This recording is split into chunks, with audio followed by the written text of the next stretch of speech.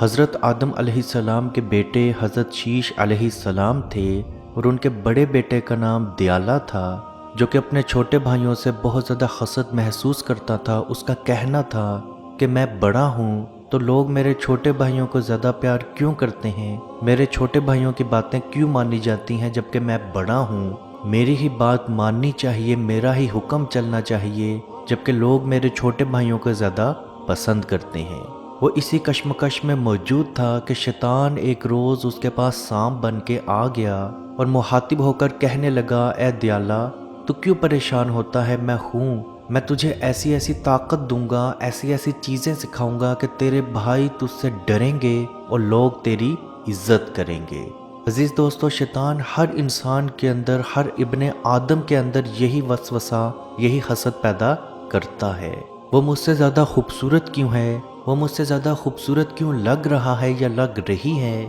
وہ اتنی خوبصورت ہے، لوگ اس کی تعریف کرتے ہیں، میری طرف کوئی دیکھتا نہیں، میں نہیں چاہتی یا میں نہیں چاہتا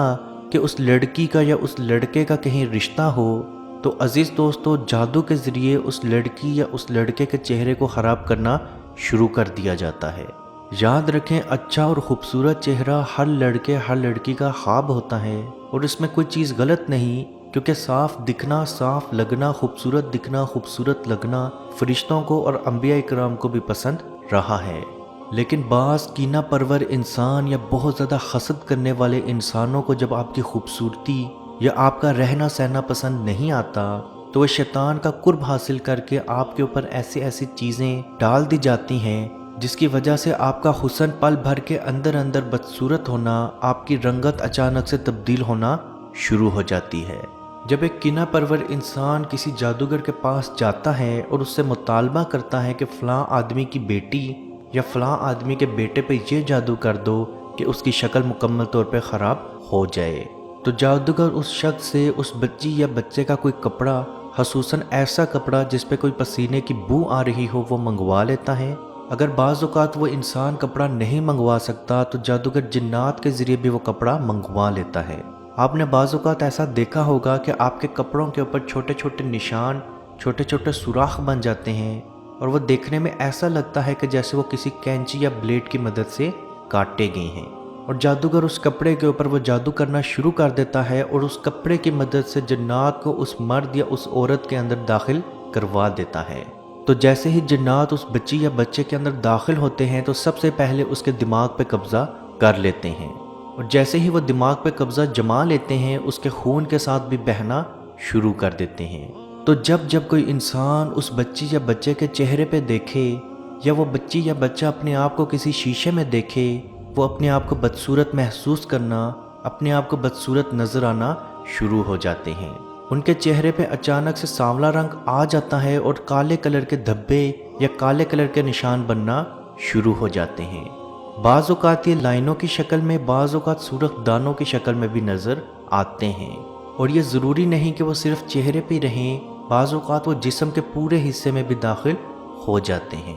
خلاصہ کچھ یوں کہ وہ بچی یا وہ بچہ جو چند روز پہلے بہت زیادہ خوبصورت تھے، اچانک سے بدصورت محسوس کرنا، اچانک سے بدصورت نظر آنا شروع ہو جاتے ہیں۔ عزیز دوستو، اگر آپ کے ساتھ بھی ایسے علامات موجود ہیں تو اس کا علاج بہت ضروری ہے، کیونکہ یاد رکھیں اگر آپ یہ سٹارٹنگ میں ہی علاج کرنا شروع کر دیں گے تو جلد سے جلد آپ کا علاج ہونا شروع ہوگا۔ لیکن اس کا ہرگز یہ مطلب نہیں کہ اگر آپ پہ یہ جادو ہوئے کافی عرصہ ہو چکا ہے تو آپ یہ علاج نہیں کر سکتے۔ آپ جیسے ہی اس کا علاج شروع کریں گے آپ کے چہرے پہ خود بخود روز بروز نور نظر آنا شروع ہو جائے گا۔ آپ نے سورہ مومنون کی آخری 4 آیات جو کہ آپ سکرین پر دیکھ بھی رہے ہیں، جو کہ 115، 116، 117 اور 118 ہیں، آفا حسب تم سے لے کے خیر الرحیمین تک آپ نے یہ آیات پڑھنی ہے، اور ایک مرتبہ پڑھنے کے بعد دونوں ہاتھوں کے اوپر تھو کر کے، یعنی کہ وہ پھونک جس کے ساتھ تھوڑا سا لعاب بھی آئے، اس پھونک کو اپنے ہاتھوں پہ مل کے اپنے چہرے پہ پھیر لیں۔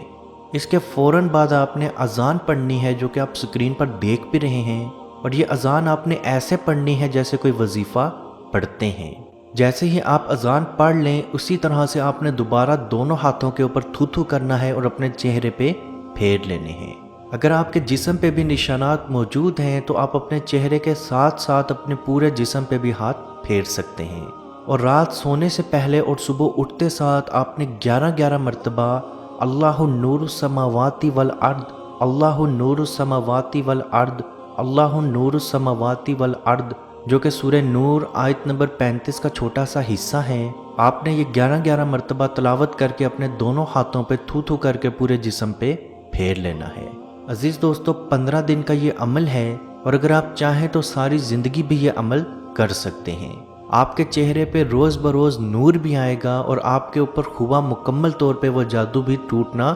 شروع ہو جائے گا۔ یاد رکھیں، اگر آپ پہ ایک مرتبہ جادو ہو چکا ہے تو آپ پہ دوسری دفعہ بھی جادو کیا جا سکتا ہے۔ اگر آپ کا چہرہ مکمل طور پر صاف بھی ہو جائے، اس کے باوجود بھی 1 ماہ تک یہ عمل مت چھوڑیں، اور اگر آپ کے چہرے پہ دوبارہ ایسے نشانات نظر آنا شروع ہو جائیں تو یہ عمل دوبارہ سے شروع کر دیں۔ انشاءاللہ بحکم خدا آپ کو بہت زیادہ فائدہ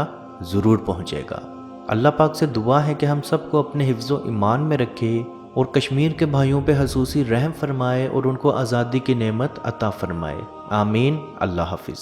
اعوذ باللہ من الشیطان الرجیم، بسم اللہ الرحمن الرحیم، للہ ما فی السماوات وما فی الارض وَإِن تُبْدُوا مَا فِي أَنفُسِكُمْ أَوْ تُخْفُوهُ يُحَاسِبْكُم بِهِ اللَّهُ فَيَغْفِرُ لِمَن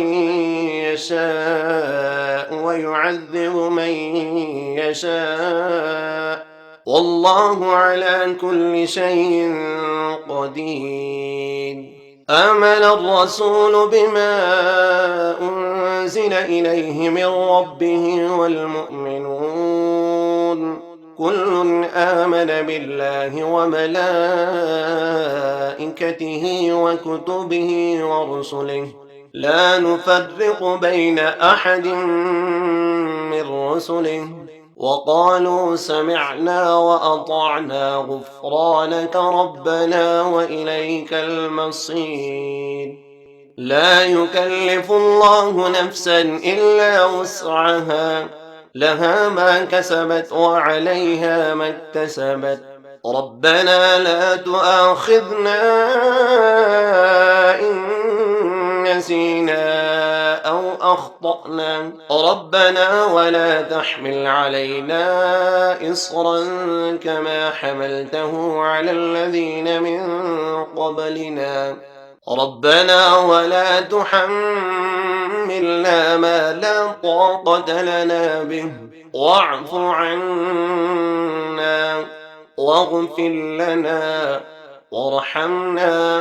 أنت مولانا فانصرنا على القوم الكافرين۔ مت پوچھئے کہ کیا ہے سرکار کی گلی میں، مت پوچھئے کہ کیا ہے